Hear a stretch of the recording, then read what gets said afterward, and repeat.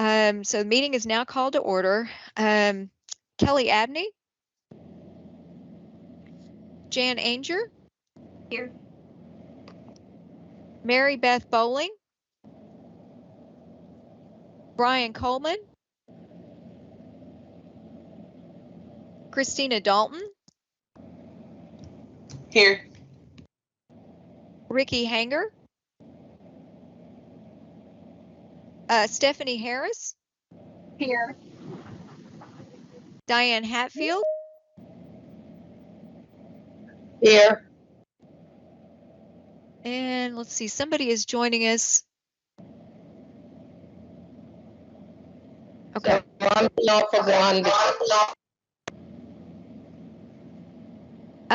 Holly Kimball. Here. Steve Copier. David Malonti. Carrie Riggs. Stacy Talley. And Robert Cheryl Tanner. And I believe, did Ricky Hanger, was she able to join us?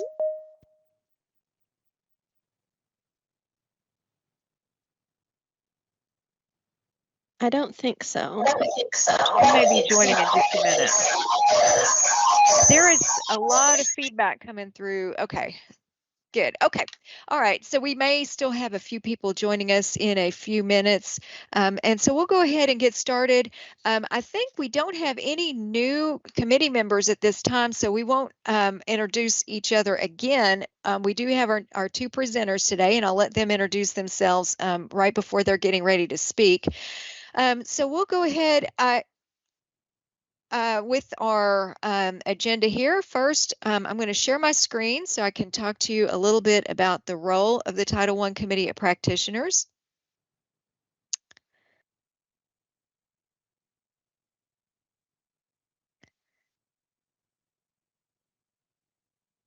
All right, can you all see the screen in presentation mode? Okay, great. All right, so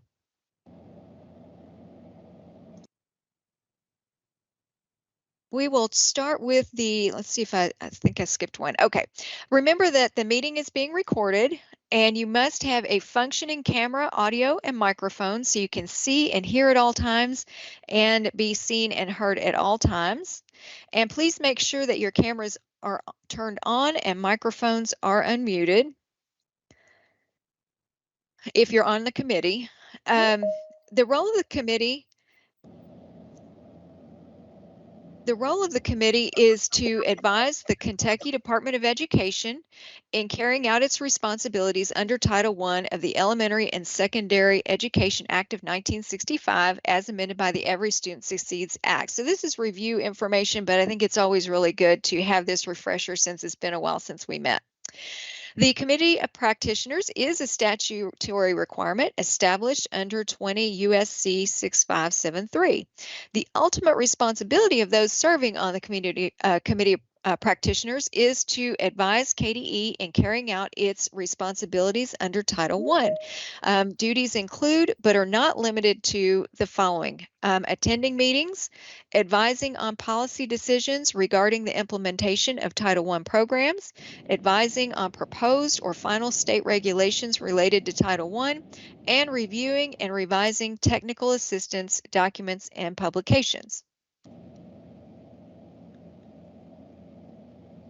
All right, committee membership. The members are Kentucky residents who have knowledge of and or demonstrated experience in implementing the provisions of federal law pertaining to Title I. And serving on the Committee of Practitioners allows you to perform a state-level advisory role, providing direct input on state policy and guidance to improve education in Kentucky. The Committee of Practitioners affords you the opportunity to share your expertise with and learn from others who desire to impact Title I and general education. And there is the link to the webpage where you can find out more information about the committee. So I'm going to talk a little bit about our agenda items today, and you may notice that there are just a little bit about how the meeting is being shared. Members of the public who wish to view, there is a KDE media portal, and the meeting notice of the meeting was sent out through a media release, and so members of the public can watch the live stream.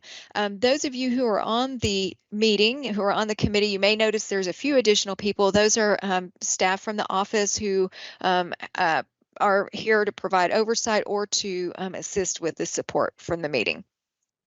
So we have two main topics, and hopefully we will be able to get some feedback and comments and questions from you all about some of these topics.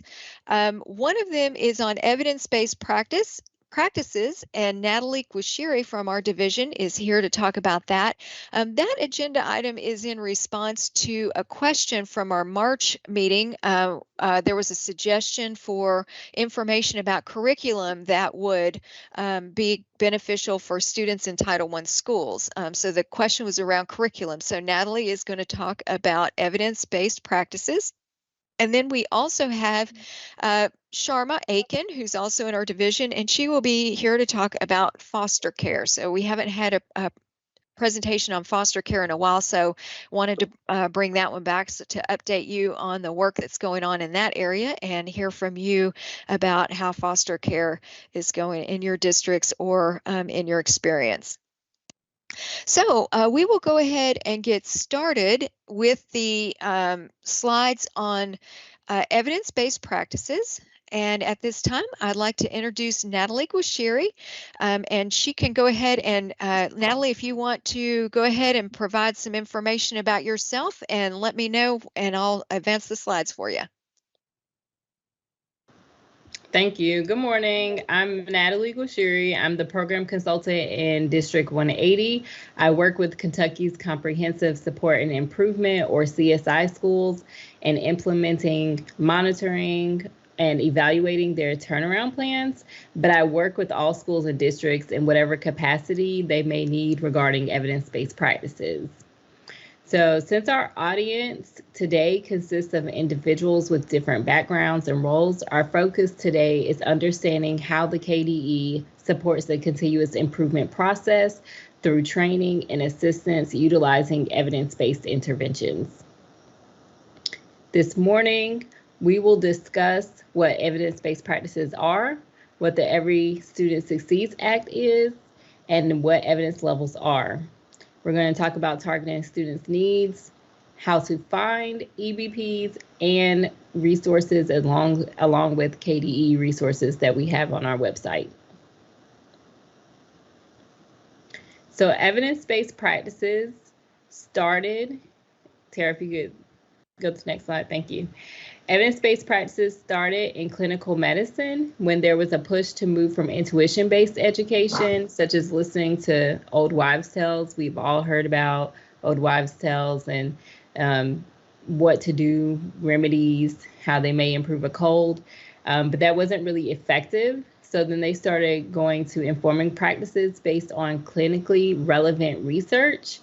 In education, we define that as evidence-based practices, and those can include activities, strategies, and interventions derived from objective educational research or school, teacher, and student performance metrics. So we engage in EBPs in our work because doing so likely leads to increased positive student and educator outcomes, increased accountability, and it's also an Every Student Succeeds Act requirement for school improvement. So like I said before, ESSA defines what evidence-based practices is for educational purposes. They've established 4 levels that determine the rigor of the study used to determine the effectiveness of an EBP. The higher the level, the more rigorous the study. I'm just going to quickly go over what each level means. I'm not going to go in depth about it like I would normally do. But level 4 means that a study demonstrates a rationale that an intervention may work, but formal experiment has not been conducted. Level 3 is a correlational study that shows promising evidence that an intervention will have favorable outcomes. Level 2 studies are usually quasi-experimental with favorable outcomes. And level 1 studies are fully experimental with randomized control and treatment groups with a large sample size. So the important thing to remember with the ESSA evidence levels is that levels pertain to the rigor of evidence provided in the study. And that's important because it is tied to federal funding. So as stated, federal funds may dictate the ESSA level required for interventions. You may be wondering what funding a school's federal classification may make them eligible for and what that has to do with evidence-based practices. So our CSI schools, which are our lowest performing schools, are allocated funds to implement interventions for school improvement. We in D180, we administer SIF grants, school improvement grants, and according to ESSA, all EBPs must fall under levels 1 through 3.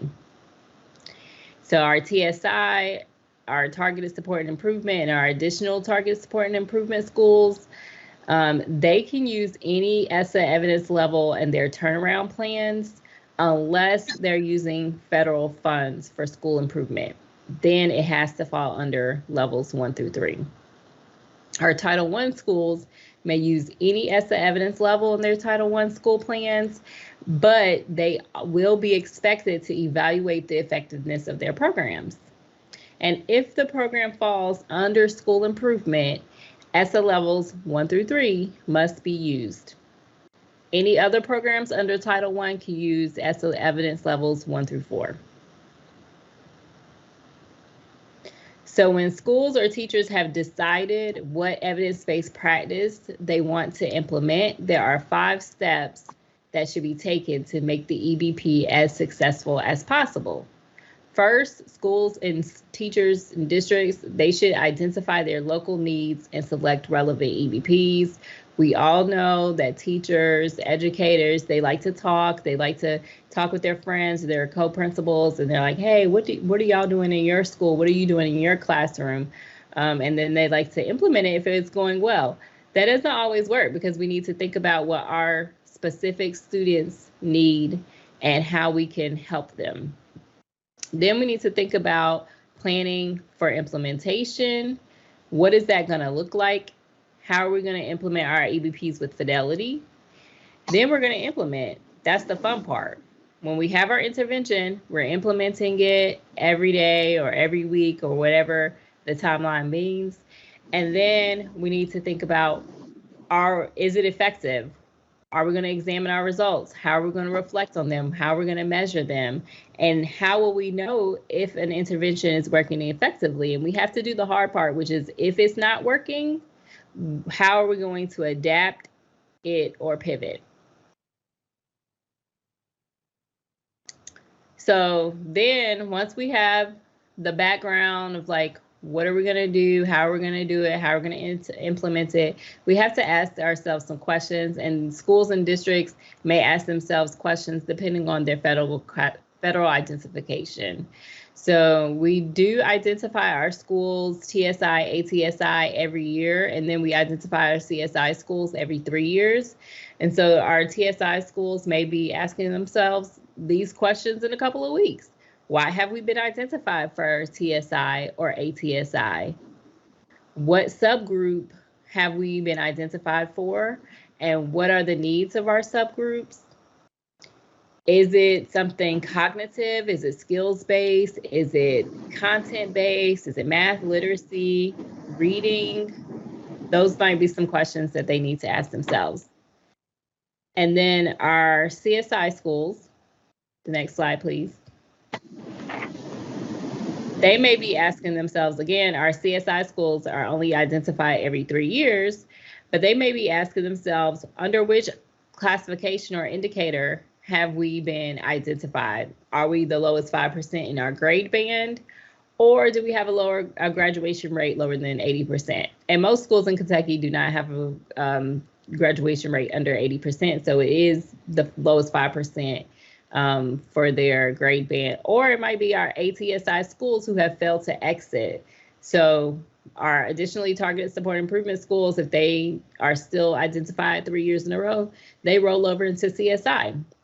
So they may be thinking about, like, what are our weaknesses and what have we been doing that we need to think about pivoting or doing something different, or even just thinking about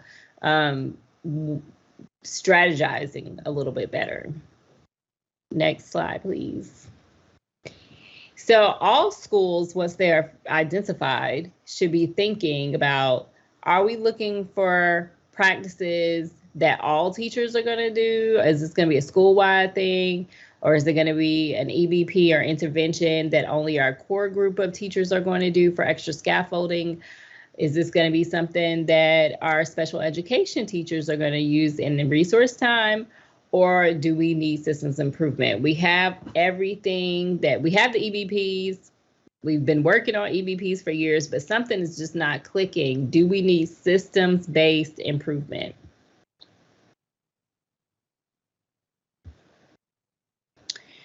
So there are characteristics of an evidence-based practice that identify them as such. They'll usually be supported by scholarly literature, and this is peer-reviewed scholarly literature. They are going to use a study design that measures the impact of the practice, and so there has to be some numbers in there. There has to be study results that are supported by statistical analysis. Research compares the achievement of a control group to a practice group. So it can't be just like, oh, I think this works, or we only used it on 5 students, but we didn't do a control group to see whether it actually works or whether it was just a fluke. And it can't be overridden by more research or more rigorous research. And that was something that came up a few years ago, I think, in Kentucky with a reading program where almost everybody, a lot of districts were using it. And then there was research that came out that said it actually didn't work. And then we had to think about that. Is this something that we can continue to use? Well, depending on the level of the study, we may or may not be able to use it.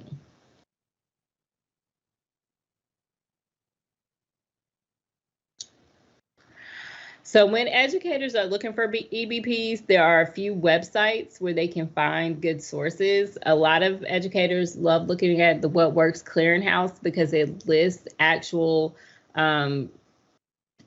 scholarly literature that can be used. If you go on there, they have studies including science, math, reading, graduation rate, post-secondary success, and even EL. So a lot of educators like using the What Works Clearinghouse, and it is published by the United States Department of Education, the IES. So that's a really great website to use. Next is Education Resources Information Center, or ERIC. It is also published by USAID and IES. And this is a good resource because you can click on peer there. You probably can't see it in the actual picture that's there, but you can narrow it down to only find peer-reviewed and full text articles. So when I'm looking for something to provide information for schools or districts or teachers who have asked me for help, this is a site where I use because it's open resource and it's easily available to a lot of people, and it's relatively easy to use. The What Works Clearinghouse is kind of hard to use, but ERIC is a little bit easier and user-friendly. Google Scholar is open source. Now, it will pull every article from 1950 until today, and it's good to get information from. All articles are not going to be full text available, but at least with Google Scholar, you're able to find out what information is there. And if you are a state employee, you can use the Kentucky Department of Libraries and Archives to find the articles. You just have to request it through Interlibrary Loan. And so once schools and districts and teachers find their EBPs, they will have to reflect those in our CSIPs. And so we review our CSIPs every spring. And there's a chart. This is the one that TSI and CSI schools will use. Once they've found their EBPs, they'll put the annotation in the CSIPs, and then they'll upload that evidence to the eProof platform. But that's all you really need to know. Everything else is a little bit more in depth. And so our KDE site, can you go back? Or is this? Okay, sorry, go ahead. Okay, so despite the fact I talked a lot about CSI and TSI and ATSI, they have to use evidence-based practices, but it is good practice that all schools, no matter what, use evidence-based practices for their interventions. Why? Because we know that using evidence-based practices will lead to increased student outcomes and performance. And so on our website, we have devoted resources surrounding finding, assessing, and evaluating studies on EBPs. It tells you all about ESSA and what the requirements are about evidence-based practices. On the right side, we have a list of resources that you can look at your leisure. They're here to help schools and districts and teachers build capacity for finding evidence using databases and learning houses, looking at study designs, interpreting statistics, and determining impact. We have a variety of resources such as process documents, modules, webinars, presentations, and transcripts. We also have a list of external resources that provide great information concerning school improvement, databases, and educational statistics. We have a lot more databases than just the 3 that I provided. We at the department do not have a list of approved evidence-based practices. A lot of other states do. Well, some do. I think more are moving towards the not having them because we don't want to be prescriptive. We want schools and districts to find evidence-based practices that work for them. And we want schools and districts to build capacity in finding and evaluating strategies and programs. We don't want them to just find, like I said earlier, talk to their colleagues and say, hey, what are y'all doing, and implementing it in our schools when our schools are vastly different across the Commonwealth of Kentucky. So we do not provide a list. We want school districts and teachers to be able to have that autonomy to find curriculum strategies, interventions, and systems works that work for them.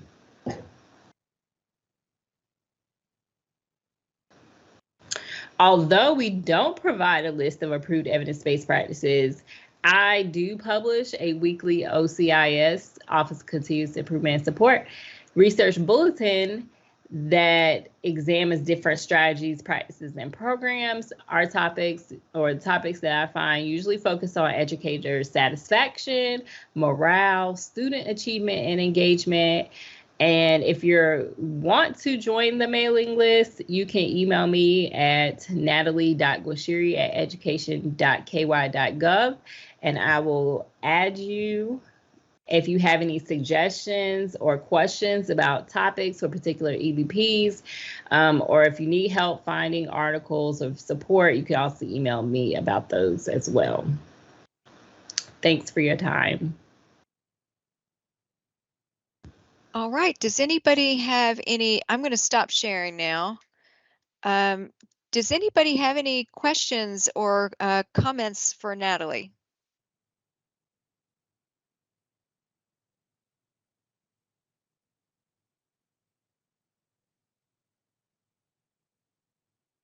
All right, would anybody care to share how they are, if you all have been working with evidence-based practices, if you already have visited the web page and know about this? Anybody care to share about their experience with evidence-based practices? Have you found the resources helpful, for example? If you want to speak, just go ahead and unmute yourself and share.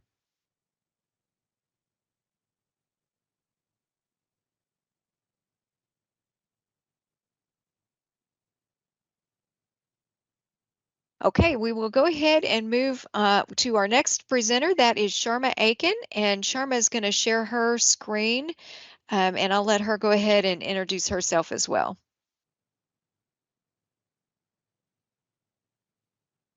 Thank you. Thank you, Tara. Let me know if you all can see my screen, my slides, okay? We see it. Yes. Okay, perfect. All right, so we'll go ahead and get started. So good morning, everyone. Thank you, welcome, and thank you for joining us today for this presentation titled Supporting the Educational Stability for Students in Foster Care. I'm Sharma Aiken, Foster Care Point of Contact. Give me just a second. I'm having some issues advancing my slide. Give me just a second. Okay, there we are. All right, so during this presentation, I'm going to provide an overview of the federal framework for ensuring educational stability for children and youth in foster care, review the legislative milestones, as well as the key Every Student Succeeds Act requirements for children in foster care of 2015.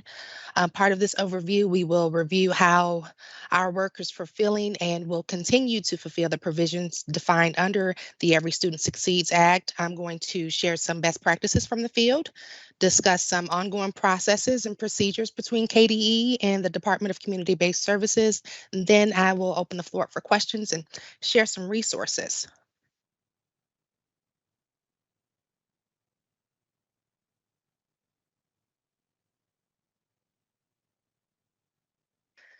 To get things started, I wanted to provide some important context regarding the meaning of foster care.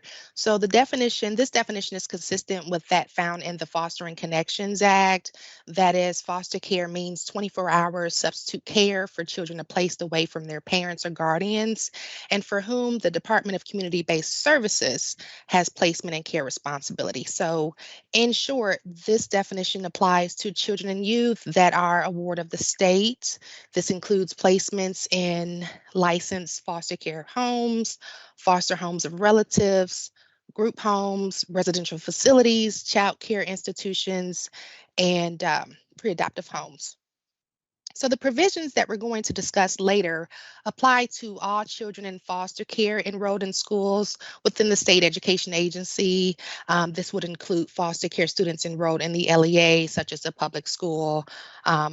It should be noted that if the LEA offers public preschool education, an LEA must meet the Title I requirements for children in foster care and preschool as well. This is just a reminder of the importance of educational stability for children in foster care. Children in foster care, they enter foster care because they've experienced abuse and neglect. Many have been separated from their families and all that's familiar to them. And once they're in foster care, they oftentimes change placements frequently, and sometimes they change schools, where they can often encounter delays to enrollment and records transfer. And these are some of the factors that all contribute to the poor educational outcomes that foster care experience when compared to their peers. Studies indicate that youth in foster care have dropout truancy discipline rates that are far higher than the general student population. When youth are frustrated by frequent moves and rough transitions, they're human. They react. They are likely to act out or skip school or drop out altogether. They can sometimes feel unlovable and somehow different. But and these youth need appropriate support, programs, and interventions to keep them engaged and in school. So the four-year graduation rate data for Kentucky shows a very slight increase in foster care youth. However, based on state level data from the 21-22 school year, the graduation rate for non-foster care youth was 90% as compared to foster youth at 70%. School instability is educational disruptive to students, and studies find that children in foster care are much more likely than their peers to struggle academically and fall behind in school. Children in foster care experience much higher levels of residential and school instability than their peers. Studies have found a direct link between educational stability and improved educational outcomes. Furthermore, a consistent school environment can help to counteract the negative effects of foster care.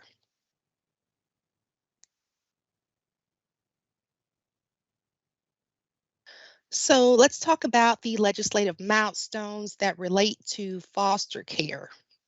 In 2008, the Fostering Connections to Success and Increasing Adoptions Act was passed and required child welfare agencies to include actions and case plans that would increase educational stability for foster care youth. The law required that the child welfare agencies coordinate efforts with educational agencies to keep children enrolled in their current school while in foster care whenever possible, thereby keeping them connected with family, teachers, and friends while continuing their progression through school. In short, the Fostering Connections Act provides children and youth the right to remain in the same school when their living placements change, if remaining in the same school is in their best interest. Then in 2013, with the passing of the Uninterrupted Scholars Act, schools could now disclose educational records to child welfare agencies to address educational needs without having to obtain parental consent.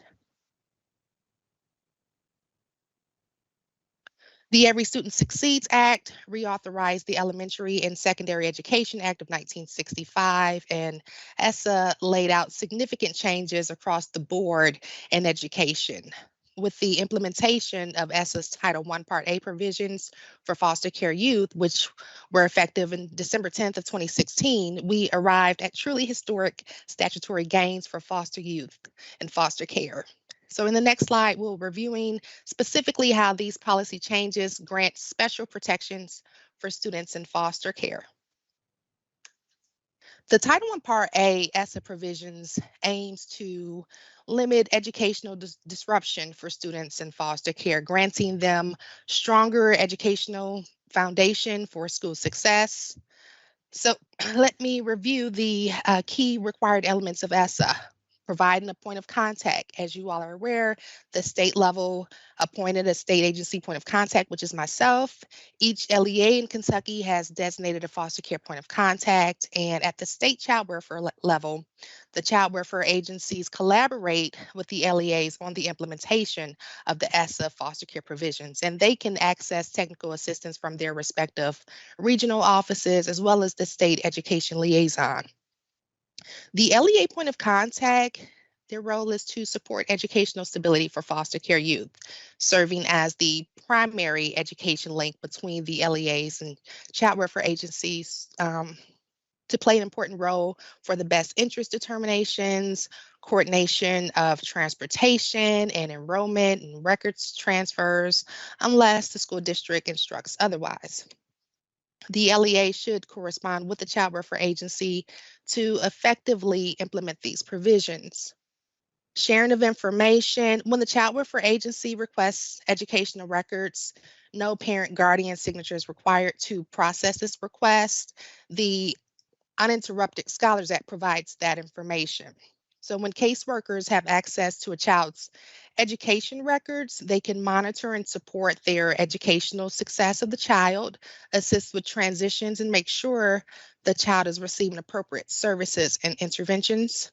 Similar, when the LEA is aware of which child is in foster care, school professionals have a better understanding of the child's unique needs and can better assist the child in reaching his or her full academic potential. Remaining in the school of origin, a child should remain in the school of origin, again, unless the determination has been made that it is not in his or her best interest. Determining students' best interest. Districts and child welfare agencies should be meeting with a team of individuals representing the child and consider several student-centered factors when deciding on school placement for the child. Transportation. Transportation to the school of origin. Federal education requires LEAs to collaborate with their state or local child welfare agencies to develop transportation procedures, and we'll go more into that here in the next few slides. And then there's immediate enrollment. which we'll talk about in the next few slides as well. House Bill 312. In 2020, House Bill 312 was signed into law. It has a direct impact on local school districts. The legislative requirement implements specific limits to turnaround times for local school districts to request and transfer educational records for students in foster care. This ensures that our most vulnerable students are enrolled in school and records are requested and released in a timely manner. In regards to the enrollment of the student, it requires that a caseworker or a manager either accompany the child and foster parent into the new school to enroll and or contact the district by phone during the day that the child is being enrolled and provide information that the child is enrolling.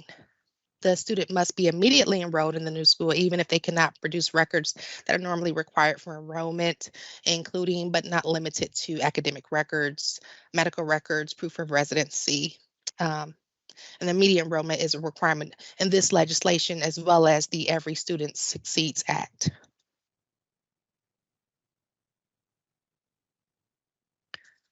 So when a foster youth changes schools, the enrolling school must immediately submit a records request to the previous school to obtain academic records and other records. And that brings us to the next slide. Again, House Bill 312 requires that the receiving school should immediately request student records from the previous school and that the previous school shall provide the new school with all the records and the student information system.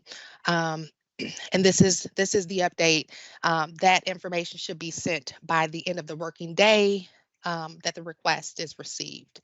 And if the record is incomplete, districts will have 3 days to send the complete records. Educational stability. So LEAs and SEAs and child welfare agencies must ensure compliance with all other applicable laws, such as the Title IV of Civil Rights Act of 1964, the Individuals with Disabilities Act, and Section 504 of the Rehabilitation Act of 1973, among others. Taken in totalities, these provisions promote greater stability for children in foster care so that they can continue their education without disruption, maintain important relationships with peers, adults, and have the opportunity to achieve college and career readiness. So of the approximately 9,378 students in foster care in the 22-23 school year, so that's last year, our largest group, as you can see, was in grade 9. Statistically, when you're looking at these students as a number and based on statistics, only 70% of these students are graduating.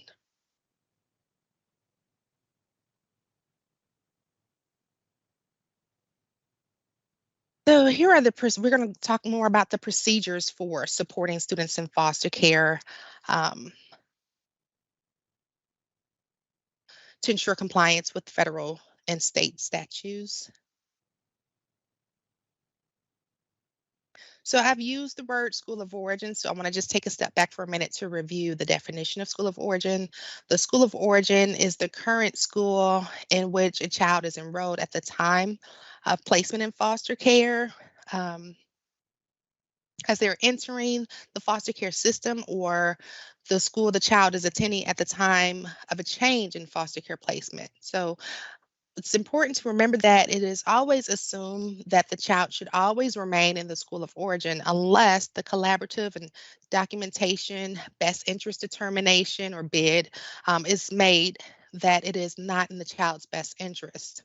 And we'll be talking more about the bid here shortly in the next slide. But keep in mind that the LEA, that is the school of origin, is going to be the most knowledgeable parties to make the bid, the best interest determination decision regarding school placement, because the LEA of origin is the most familiar with the child's educational history.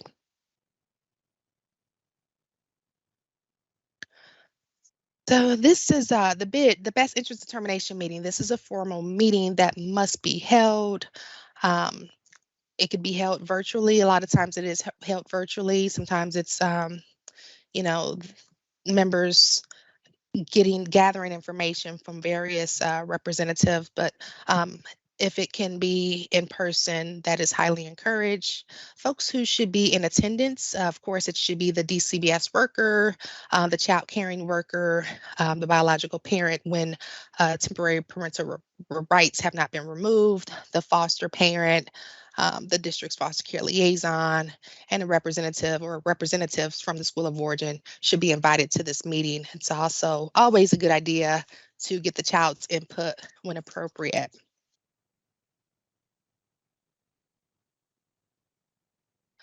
So here are some of the student factor best interest determination questions for these parties to sit down to discuss. And given the Title I requirements, the point of contact will be involved in the best interest determination. The point of contact is anticipated to be facilitating the established best interest determination process. The bid process is not a one-sided decision. At the very least, it involves the School of Origin and the Child Welfare Agency. The point of contact at the School of Origin, in many cases, will need to coordinate a meeting with additional staff of the School of Origin to obtain relevant information and gather meaningful input in order to make a best interest determination. Again, the presumption should always be that the child remains in the School of Origin.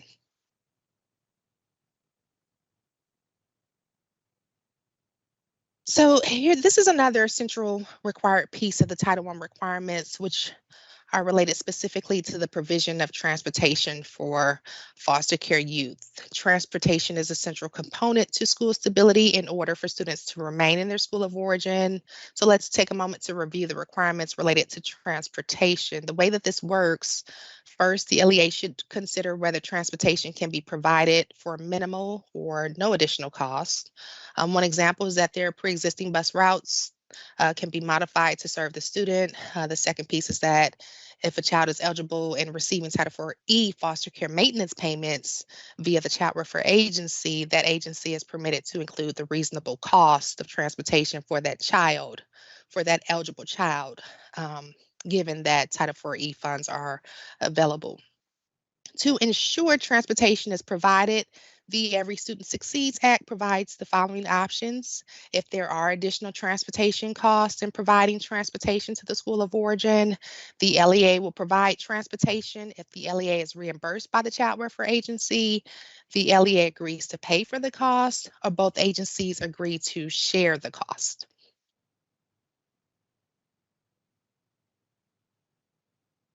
So just a reminder, just to reiterate, immediate enrollment. So if and when it is formally determined that it is in the child's best interest to move to a new school, the child should be immediately enrolled in the new school as soon as possible.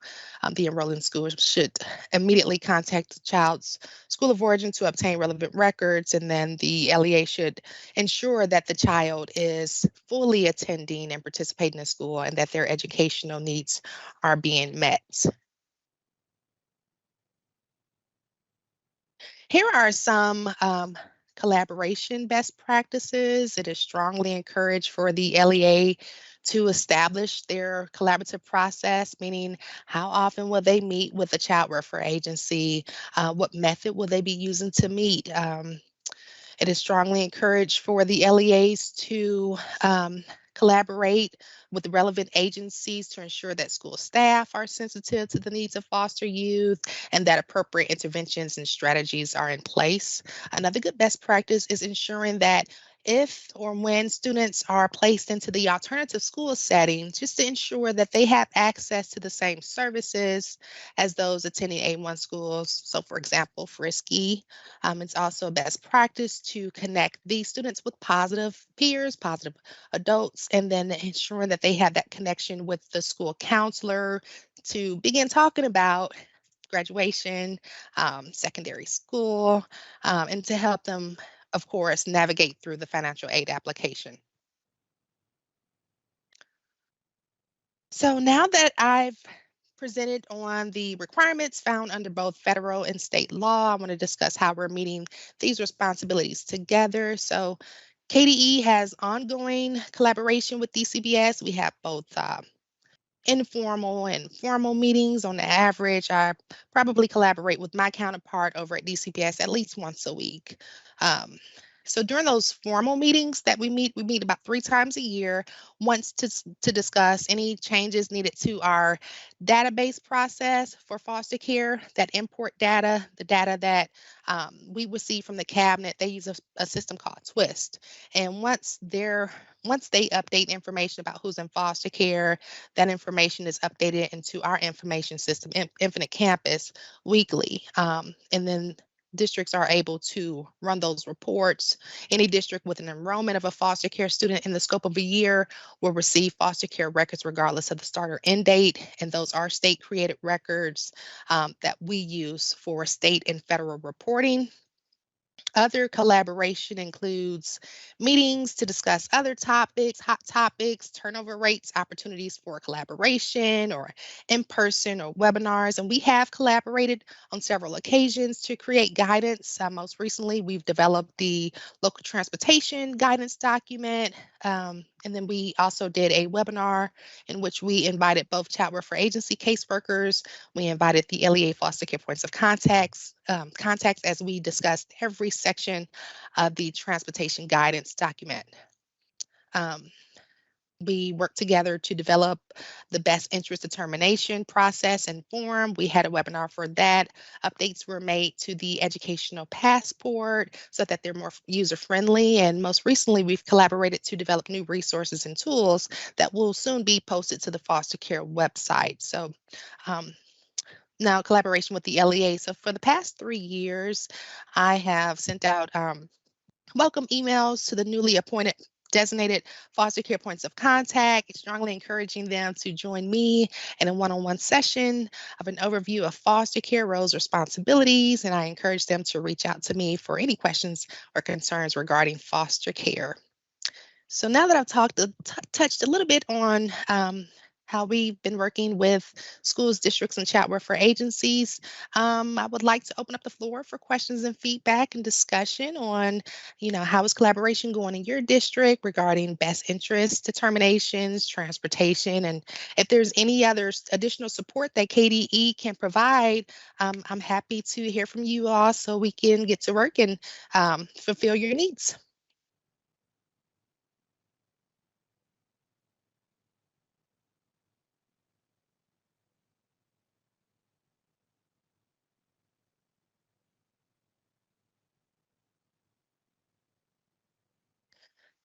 Are you all seeing anything in the chat or? I don't see anything in the chat. If you would like to provide some feedback, just go ahead and unmute yourself. And if you would like to respond to either of the questions that are on the slide.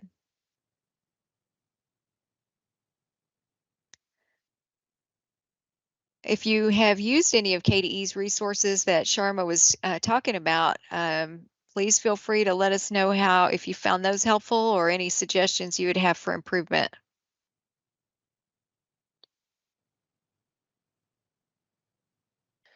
I know that our districts are doing a wonderful job, when they're in positions to have best interest determinations and that they are able to arrive at an ideal decision. So although we do have the dispute resolution process in the forum, I haven't had an opportunity to actually be involved in that because a lot of times those decisions are well handled at the local level.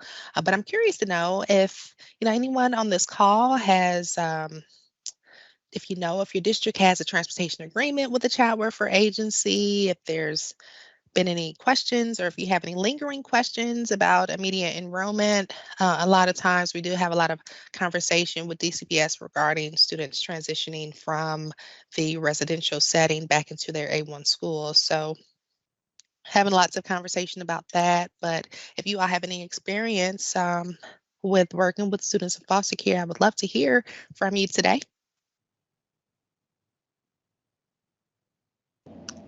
I'll just chime in a little bit. So when we were working on our transportation agreement with our local DCBS, it was a really great process. It was a wonderful collaboration. I will say that there had to be some education. I didn't feel like the DSW group really knew what this was about necessarily. So we really went back to those documents that you were referring to, and we sort of educated ourselves together on that. So that was very helpful. So I just think we have a great relationship now, and that really opened the door to do that. So That's good to hear. Thank you for sharing. Thank you for sharing that. Anyone else?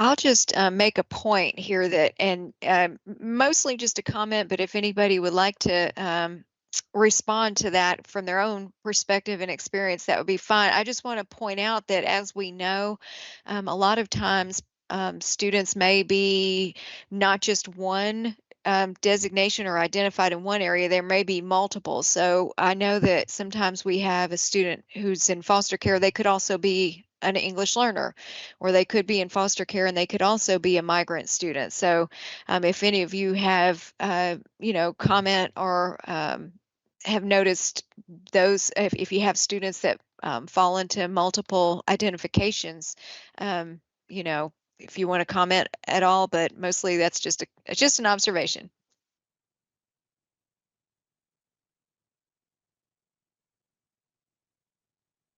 Okay, I'm going to advance the slides and just kind of share some of the resources that I've mentioned.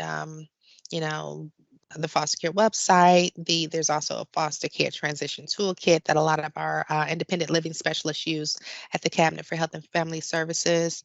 The non-regulatory guidance, I refer back to that oftentimes, just for clarification on definitions and scenarios. There's a lot of good best practices within that document. I've also linked the Uninterrupted Scholars Act. There's some examples of other states' transportation agreements from Ohio, Pennsylvania. There's also a good journal included in this hyperlink, and then there's also the reference to House Bill 312. And if there are any questions regarding the student record transfer process, I've also hyperlinked the training webinar that we did for LEA liaisons. And if you have any further questions, please don't hesitate to email or give me a call back. I'd be happy to assist. Thank you for your time today. All right, thank you, Sharma. And the slides were sent to committee members, so they'll have access to the resources that were shared here. And thank you so much again to Natalie and to Sharma for being with us here today and for providing this information. Really appreciate it. Are there any final questions or comments from any committee members about any of the information that was presented? I think Natalie is still on the line if you have any questions that you've thought of.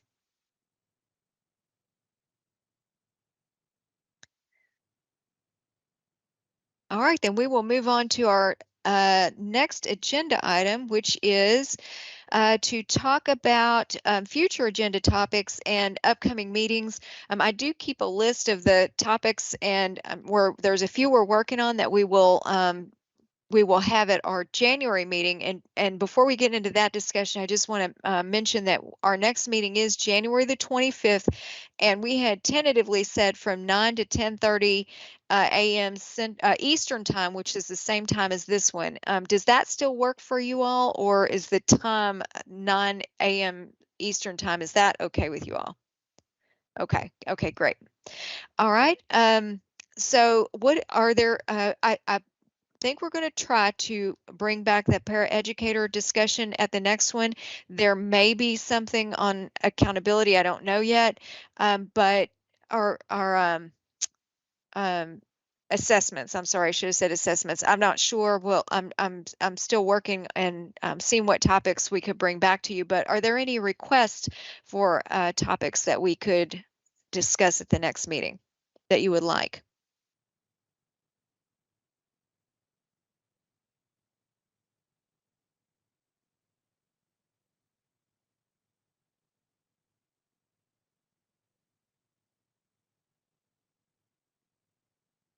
All right, if not, I do still have my list, and so I'll just pull from that from past requests, and we'll have an agenda for you before that meeting occurs in January the 25th. if you have any final requests or comments or questions, you can feel free to email me directly and I'll make sure we get a response to that. If you have anything right now, go ahead and raise your hand or unmute.